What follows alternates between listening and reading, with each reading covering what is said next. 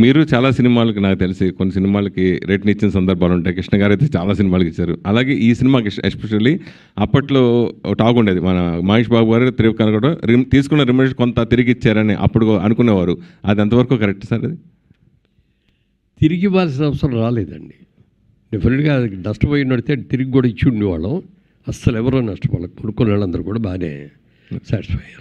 సరే, మహేష్ బాబు గారు మెయిన్ ఇప్పుడున్న రిలీజ్లో సూపర్ స్టార్ మహేష్ బాబు గారు ఆయన ప్రూవ్ చేసుకున్నారు. వరుసగా మొన్న కలేజా సినిమా అసలు డిజాస్టర్ అయిన సినిమా, అప్పుడు ఎవడో చూడని సినిమా రిలీజ్లో కోట్లు కలెక్ట్ చేసింది.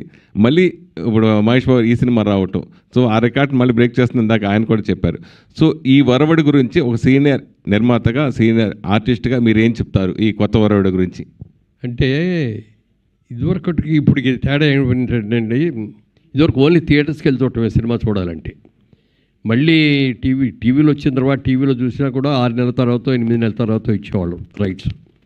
ఇవాళ రోజున ఏమవుతుందంటే వితిన్ 4 వీక్స్లోనే సినిమా ఇచ్చేయాల్సిన పరిస్థితి వస్తుంది. ఇదివరకు సినిమా అంటే 100 రోజులు ఆడింది, 200 ఆడింది, 300 ఆడింది, సంవత్సరం ఆడింది అని అనుకునేవాళ్ళం. ఇవాళ ఆ రోజులు లేవు, ఆ పరిస్థితులు లేవు. ఫస్ట్ 3 డేస్లో ఎంత వస్తుందో కలెక్షన్, మెయిన్ కలెక్షన్ అదే. ఆ తర్వాత వచ్చేదంతా రన్నింగు, కలెక్షన్, అది వేరే విషయం అయినా ఇప్పటికీ కూడా.